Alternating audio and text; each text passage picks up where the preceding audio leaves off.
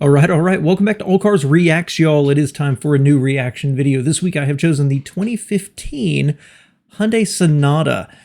You may be wondering, John, why such a boring car? Well, I'm going to let you guess whether I like this car or not. Let's take a quick second and think about something square and cheap.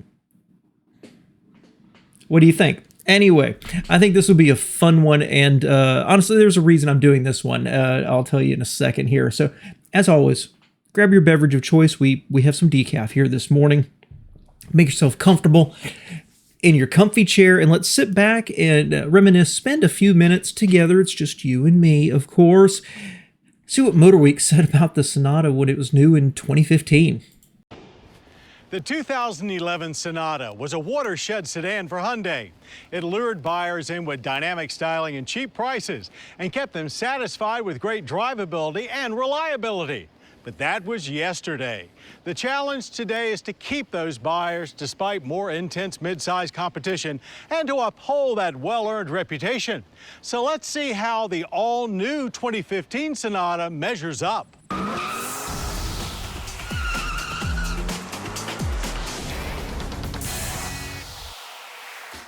It's difficult to fathom that the 2015 Hyundai Sonata marks the beginning of the 7th generation of the Korean middleweight four-door. To say it has come a long way is an understatement, evolving from a late 80s boxy also-ran to today's family sedan trendsetter. And it's easy to... Hard to believe it was 7 generations. I mean, honestly, if I'd said 4, I would have believed it. That is a... Hyundai is such a fascinating case study for me, and I'm really fascinated with the company. You know, in general, big terms about Hyundai and Kia itself, I think that their interiors aren't quite as nice as some of the top competitors out there. I've always found them just to feel a little cheap and a little thin. I always have a question about the reliability. I think the vast majority are reliable, but there's always that problem you're going to have, that chance you're going to have a problem, and I kind of feel it's going to be a catastrophic problem.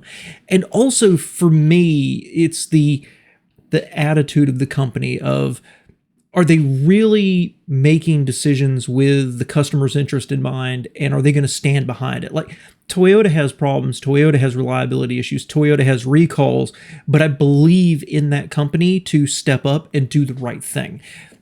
I don't have that rock solid feel about Hyundai as a whole, but from where they came from when they came into America to this point and to today, it's stunning how fast they've not only increased their sales, but their styling and their quality and just everything about them. They are an amazing success story.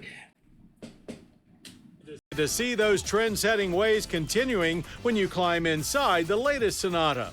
You're immediately treated to a great-looking interior that is incredibly comfortable and very upscale in feel. Though this limited model's rich two-tone black and brown theme surely has a lot to do with that. Not that it's perfect. Some of our staff found the sparseness of control knobs annoying, and the few knobs that are present are either a long reach or look too similar to each other, and had some turning up the temperature when they were trying to crank up the volume. Owners will likely figure it all out in no time, however. The folding rear seats offer plenty of head and leg room, and while seat cushions are a little on the hard side, there is a very comfortable rake to the seat backs, which makes things quite tolerable for long trips. In fact, interior volume has risen enough that Sonata is now in the large car EPA size class.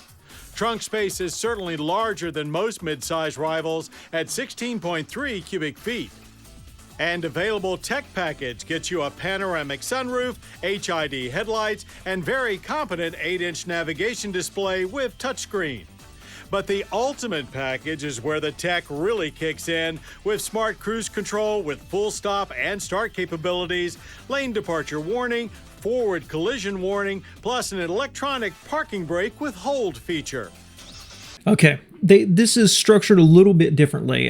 So let's go back and look at the styling first. I'm going to go all the way back to the beginning here. And The Sonata to me has always bounced between two designs, square and boxy or rounded.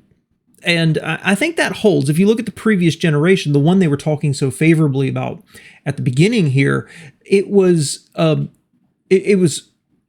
stylish. It didn't look overly cheap, right? And it drove great. It rode great. And yes, it did have it did get a reputation for reliability. I've talked to a couple of owners, several owners that have had them, and just, hey, how do you like your Sonata? And they've all raved about it. I wasn't a huge fan of the styling, but this generation, they went to the other side again, and they went more square.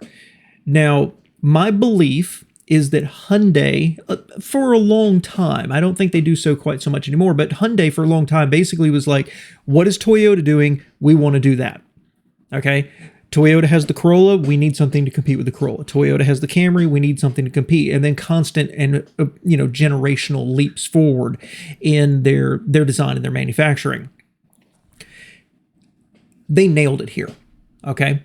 I've made no bones ever about the fact that I'm a big Honda fan, and I have a 2014 Accord. Okay, so 1 year older than this. I think that is one of the best mid-size sedans ever produced. I really, from the styling to the interior to the functionality, everything about it. So I say that because when I tell you I think this looks good, I mean, I think this looks fantastic. It is not a generational beauty, right? It is not a Packard or a Cord, or it's not a Mercedes or a BMW or an Audi or a Bentley, or I don't know how many other companies I could mention that eventually the head designer for Hyundai Group came from. All right, this predates him getting to the company, but I love this car. I absolutely love this car, and I think it looks best in white. And when I was a teenager, I had a friend say something, and it was an offhand comment that stuck with me all of these years, which is, you can tell how good a car's styling is by how good it looks in white. And I think this car looks fantastic. I love my Accord. I think that highly of it. This looks better. I love the clear lights at the front. They're big, but not ridiculously big. They're not swoopy. They just look good. The grille is big, but not overly large. This sharp crease down the side. I love the rear of it as well. This looks like a tailored pressed suit. I'm not trying to say it looks premium or luxury, but for a everyday middle class sedan, oh boy, I think this is I hate to say, I think this is the best looking one from the 2010s by a long shot, and possibly before that as well. I love this car. I'm having trouble right now thinking of something I like more than this car, even after it. Anyway, let's look at the interior next. I'll skip forward. Okay, so it was funny when they got to the interior, they actually complained about the knobs. If they think this isn't enough knobs, well, I'd like to hear their retraction on that statement now that we have touch screens. So talking about the interior, it's fantastic. I think it's absolutely gorgeous. Now, I don't like things that are not symmetrical. I like things that are a little more squared off. I like things a little more basic and boxy and clear. And this absolutely nailed it. It really did. It's got a stubby little gear shifter. So it had this trapezoidal area where you've got your HVAC and your radio above it with knobs. It's got a, for the time, competitive screen above it with these two big vents right there. Absolute, I don't want to say perfection, but dang. If I was designing a dashboard, it would probably look like this. And the gauges are clear. The steering wheel is even attractive. And the whole ambiance of the interior, in this case, with this trim level, with the leather, the inserts in the door, the wood or fake wood right there. Little bit of bright work in the handles for the doors. This is a fantastic interior. And if you've ever sat in one, it's that good. I know what you're thinking. If you like it so much, John, why haven't you owned one? Great question. The back seat was roomy, pass through, and a big trunk too. There's nothing not to like here. As before, all engines are 4-cylinder and 3 are available. This standard direct-injected 2.4-liter i4 rates 185 horsepower and 178 pound-feet of torque. P-Power is actually down a little from last year in an attempt to make things more responsive, but we found it a bit weak and noisy. A 1.6-liter turbo eco model is new, but only recommended if fuel economy is your #1 priority. The 245 horsepower 2-liter turbo looks like the best choice for ample off-the-line torque. You know, I'm going to jump in there real quick and say I don't remember this car having 3 engines. I remember a base and a turbo. That base engine making 185 horsepower, that's a good little synopsis of Hyundai in some ways. That is the same horsepower, as I recall, of my Accord. So this was a thoroughly competitive car with 2 other engines that gave you better options. But direct injection, it's going to be a little noisy, and they complain about it as well. So what you get is it's competitive in the marketplace, but not quite as refined as maybe what you're going to get from another manufacturer. That's generally my opinion of Hyundai, at least some of their models some of the time. How about that? Let's see how it does at the track. And as for the engines themselves, I've talked to so many people who've had Hyundais and had great service from them. But of course, Hyundai's had huge recalls in the past, and you always hear people complain about the engines. But I do feel it's like this one specific engine is a problem, not just the general development of engines over at Hyundai Group. Were all 3 of these great? I don't know. I have an okay opinion of them. If we have a sliding scale of confidence, and I was looking at a 2015 used, and it was a Camry, an Accord, and a Sonata, well, obviously my confidence level would be higher with the Honda and the Toyota, but I don't necessarily have a bad opinion of this engine.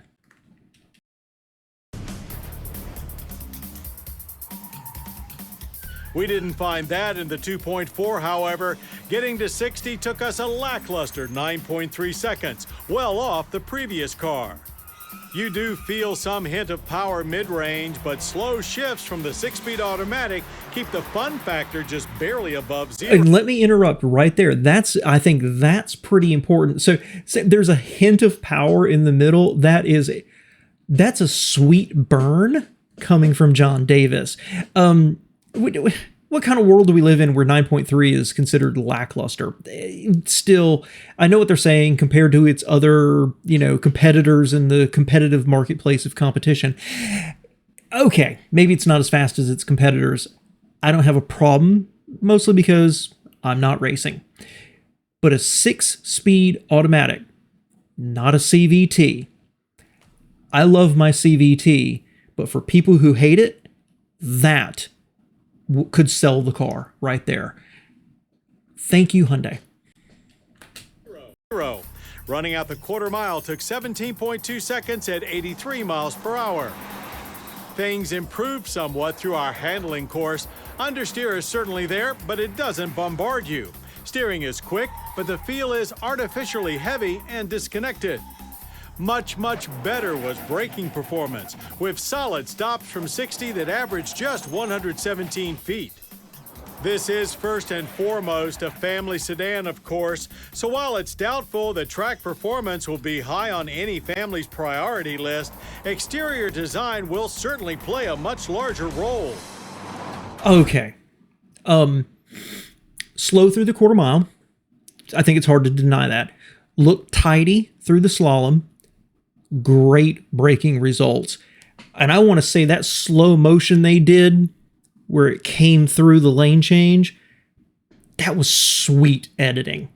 That was just really, that looked bad, if you know what I mean. For a family sedan, there's no problems here. I mean, just a competent performer. The Fluidic Sculpture 2.0 styling theme tries just as hard as the previous generation to make a statement, but we're not sure the results are nearly as successful. Though the look, complete with LED daytime running lights and dual exhaust, is now undoubtedly classier like its better rivals. The rear appears wider and taller, with high-mounted LED taillights pointing in towards the center.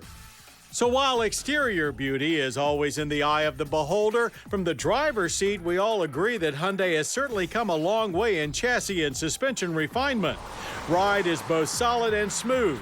We also appreciated the lack of CVT transmission and found the 6-speed manual mode automatic to work very well in daily driving. It proved quite efficient for a larger sedan as well, with government fuel economy ratings of 25 city, 37 highway, and 29 combined, which we matched almost perfectly with a 29.2 miles per gallon loop on regular. For comparison, my Accord, I get somewhere around 28, 29 in the city, and then I get 38, 39 on the highway. So this is, by a totally non-statistical analysis, not quite as efficient as a Japanese competitor. The energy impact score is also respectable, with 11.4 barrels of oil burned annually and 5.1 tons of CO2 emitted. One thing that has not changed is Hyundai's value, with Sonata base pricing of just $21,960. Limited trim will cost you a fair bit more, but is still a bargain at $27,335. And of course, Hyundai's America's Best warranty is still in effect. There is nothing that feels cheap about the 2015 Hyundai Sonata, particularly in upscale limited guise, as it fully showcases the brand and their growth from low-price alternative to mainstream staple. 7 generations is certainly proof that this car is more contender than pretender, and car makers will be trying to outdo this high-value nameplate for years to come. So, good review, great review actually, and reinforces kind of my overall opinion, not only of this car, but Hyundai as a whole. Unbelievably competitive in terms of price and technology offerings, size. I love the comment they had about the advancements they've had in chassis and suspension, making something that feels composed and solid, right? I don't agree with them about the styling. They were a little cool on it and talked more favorably about the previous generation. I thought the previous generation looked a little too Asian, for lack of a better way of saying. I've done a review of the Azera, and the Sonata and the Azera looked almost exactly the same. And while I like it, it looks a little funky, almost too youthful. I don't know. It just didn't work for me.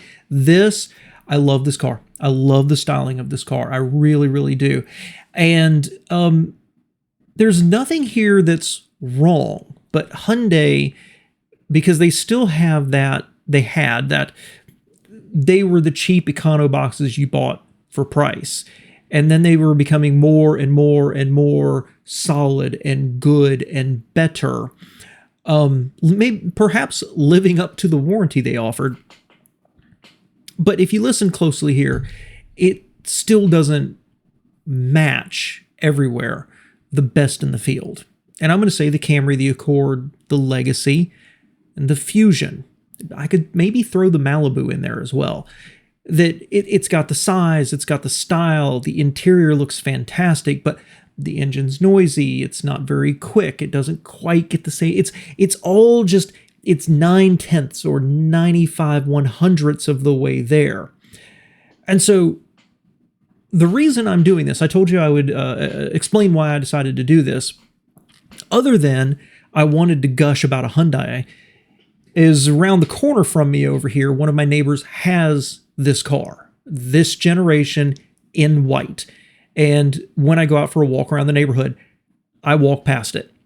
And every time I do, I look at that car and I'm like, that is a great looking car. Stylistically, the only thing I really don't like about it is where the H is in the grille. For some reason, they've got it set in this square.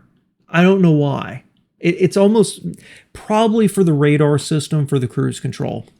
I bet that's it. Anyway, of its generation, I will say, compared to its mainstream competitors, I think this is the best looking one. Period. I do. I love it that much. And I'm almost embarrassed to say it. And on the inside, I love the interior. Stylistically, I just think it's fantastic. I think it looks way better than what Toyota has been doing. I think it looks better than, well, not the Passat, but I'm going to say it looks better than my cars too. So why didn't I ever buy it? That's a great question. And the fact is when I bought my Accord used, this wasn't on the list. And there's a whole combination of things there. Wanting to buy something that's from an American company and made in America, which Honda is not an American company. I get that. Don't flame me in the comments. But also having a high degree of, I believe in the long-term reliability of it. Could I say a Honda versus this, that this is as good, equal, or better? I can't. In my gut, I can't. And then you throw in the Fusion. And I love the Fusion. My son has one. I've driven every generation. I've driven several of them. I love it. And so if it comes down between a Fusion and an Accord and a Sonata, the Sonata is automatically in third place. And honestly, there's not really enough price discount to make it bubble up to the top. So if I had one, would I be satisfied? Would I be happy? And would I walk outside every day and be like, man, I like the looks of this car? Absolutely, I would.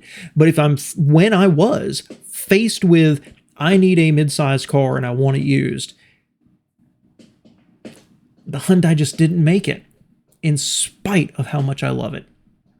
Because I don't think there's any passion there or long-term belief in its durability. I think it's a little tiny bit more of a crapshoot than some other brands. That's my thoughts on it, and I'd like to hear your thoughts in the comments below. Thanks so much for spending a few minutes with me here today, guys.